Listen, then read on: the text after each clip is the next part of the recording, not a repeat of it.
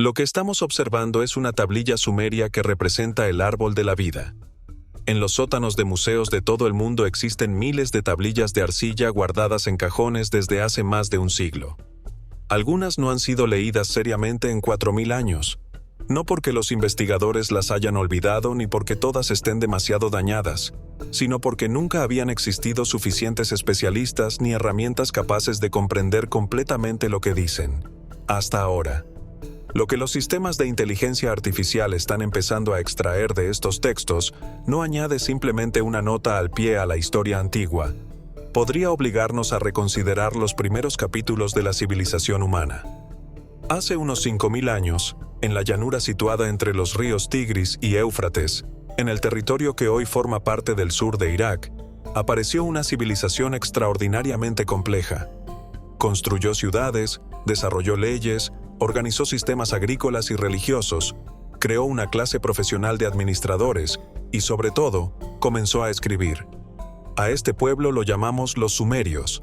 Durante más de un siglo, los historiadores les han atribuido algunos de los grandes comienzos de la civilización: la rueda, el arado, las primeras escuelas, las primeras bibliotecas, antiguos códigos legales y algunas de las primeras obras literarias conocidas. Los sumerios escribían utilizando la escritura cuneiforme, llamada así por las marcas en forma de cuña que se producían al presionar una caña sobre arcilla húmeda. Después, las tablillas se secaban o se cosían. Gracias a ello, cientos de miles sobrevivieron durante milenios. La arcilla resultó ser un medio de conservación extraordinario, en ciertos aspectos más resistente que el papel, el pergamino e incluso muchos sistemas digitales. Museos y universidades conservan enormes colecciones. El Museo Británico posee más de 100.000 tablillas. También existen importantes archivos en Bagdad, Berlín, Filadelfia, Chicago, París, Estambul y otras ciudades. Estos textos incluyen registros de impuestos, contratos, cartas comerciales, himnos religiosos, recetas médicas, observaciones astronómicas, documentos legales y narraciones mitológicas. Pero la mayoría nunca ha sido traducida de manera completa. No se debe a que los investigadores sean perezosos. Traducir la escritura cuneiforme es extremadamente difícil, y en todo el mundo solo existen unos cientos de verdaderos especialistas. Unos pocos centenares de expertos se enfrentan a cientos de miles de textos. El problema es evidente. Desde que la escritura cuneiforme comenzó a descifrarse en el siglo XIX, cada nueva traducción importante ha modificado nuestra comprensión de la historia. La epopeya de Gilgamesh contiene un relato de una gran inundación semejante al diluvio de Noé, pero escrito muchos siglos antes que la versión bíblica. Antiguos códigos legales muestran principios de propiedad y justicia anteriores a Grecia. Algunas tablillas matemáticas contienen conocimientos geométricos que durante mucho tiempo se atribuyeron a pensadores posteriores. Cada traducción ha sido un pequeño terremoto histórico, pero el trabajo avanzaba lentamente. Un investigador, una tablilla y una línea a la vez. Entonces llegó la inteligencia artificial. Para comprender su importancia, primero hay que entender que la escritura cuneiforme no es un alfabeto. Es un sistema mixto. Algunos signos representan palabras o conceptos completos, mientras que otros representan sonidos o sílabas. Un mismo símbolo puede tener significados diferentes según el contexto, la época, la región, el género del texto y el dialecto del escriba. Además, el sumerio dejó de hablarse como lengua materna y continuó utilizándose durante siglos como lengua escrita y ceremonial. En cierto sentido, hoy intentamos interpretar una lengua muerta que ya era una lengua muerta para muchos de los escribas que la copiaron. A esto se suma el estado físico de las tablillas. Muchas están rotas, incompletas o erosionadas. Otras utilizan abreviaturas destinadas a lectores que ya conocían el contexto. Algunas contienen vocabulario técnico de profesiones desaparecidas y términos para los que no se conserva ninguna explicación.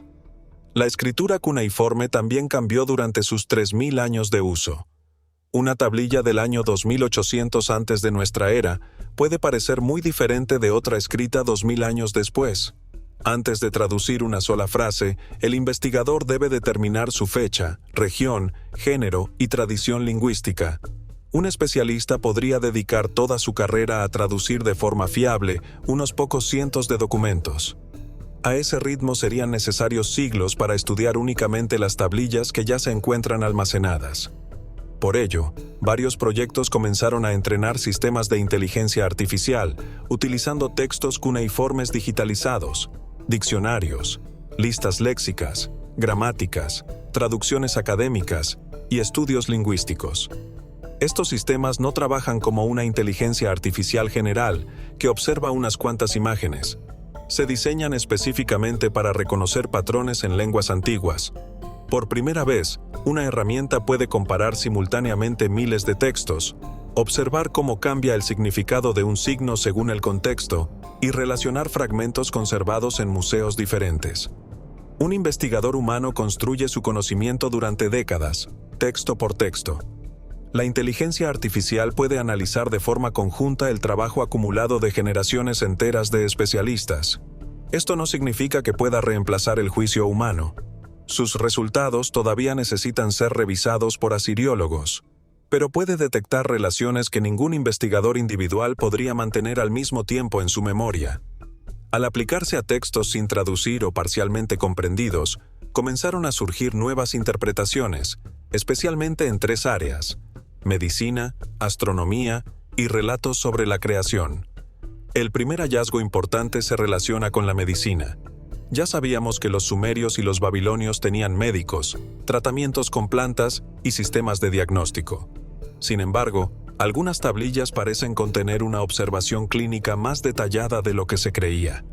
La inteligencia artificial ha ayudado a relacionar fragmentos conservados en diferentes colecciones y a reconstruir secuencias que antes parecían independientes. Uno de esos conjuntos describe un procedimiento de diagnóstico relacionado con una enfermedad interna semejante a ciertos trastornos del hígado. El médico debía observar el color de los ojos, el aspecto de la piel, las características de la orina, la inflamación del abdomen y la localización del dolor.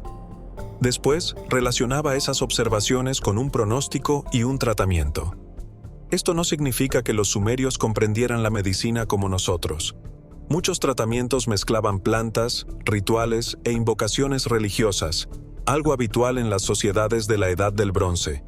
Lo importante es el método: observar varios síntomas relacionados para inferir una causa interna. Otro conjunto de textos describe lo que tradicionalmente se había interpretado como una única enfermedad de los temblores. Una lectura más completa sugiere que los escribas distinguían dos trastornos que podían parecer similares, pero que comenzaban de manera diferente, presentaban otros síntomas y respondían a tratamientos distintos. La preparación que ayudaba en un caso no funcionaba en el otro. En términos modernos, esto se parece a un diagnóstico diferencial. Reconocer que dos enfermedades con manifestaciones parecidas pueden tener causas distintas y requieren intervenciones diferentes.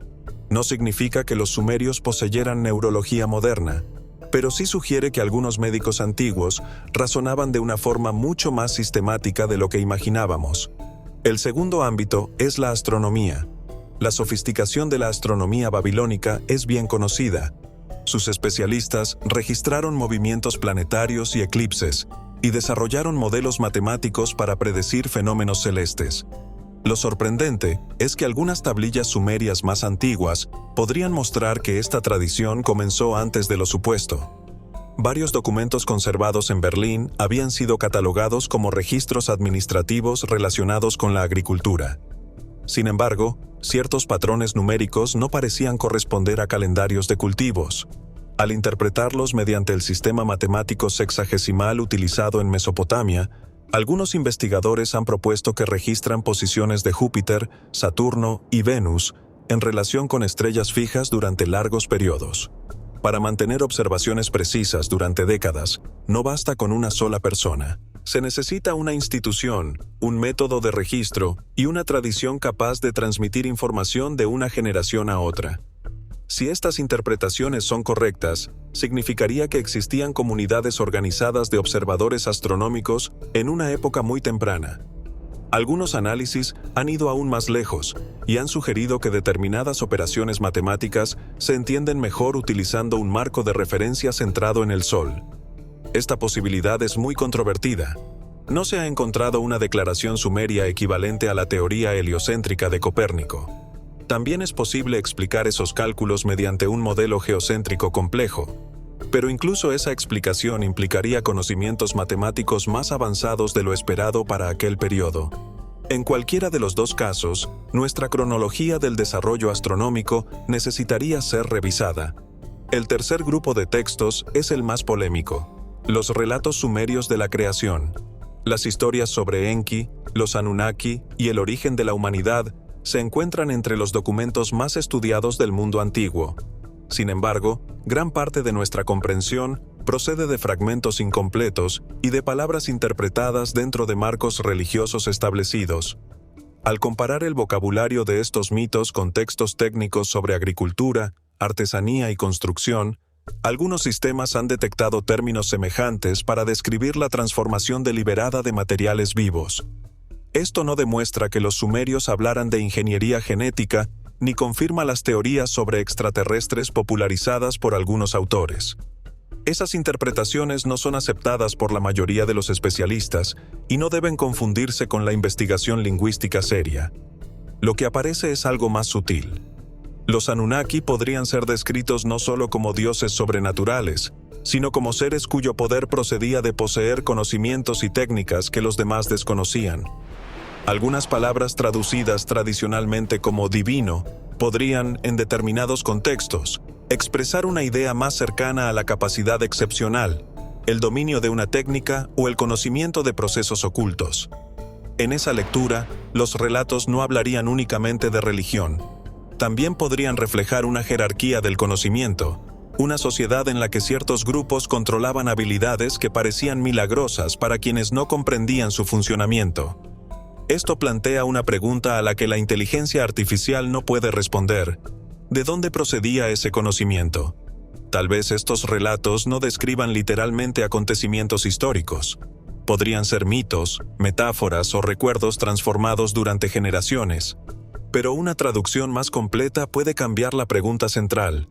En lugar de preguntar únicamente qué dioses adoraban los sumerios, quizá debamos preguntar qué clases de conocimiento consideraban capaces de crear y organizar una civilización. La reacción académica ante estas herramientas ha sido diversa. Muchos especialistas no las rechazan. Las utilizan con cautela, verificando cada resultado y reconociendo que pueden generar nuevas lecturas defendibles. Esa es la respuesta adecuada ante una tecnología nueva. También existen críticas legítimas. Una inteligencia artificial puede producir frases convincentes que no reflejen correctamente la lengua original. No posee automáticamente el conocimiento cultural de un investigador que lleva décadas estudiando un periodo. Por eso, ninguna traducción generada por una máquina debe aceptarse sin revisión humana. Pero la resistencia también revela otro problema. Nuestra imagen de Sumer se basa en un conjunto de datos incompleto. Hemos formulado teorías sobre medicina, astronomía, leyes y religión, utilizando solamente la parte de los textos que pudimos leer. Las tablillas más fáciles de traducir fueron las primeras en estudiarse. Registros administrativos repetitivos, documentos breves y obras relativamente bien conservadas. Los textos más dañados, técnicos y lingüísticamente complejos permanecieron sin traducir.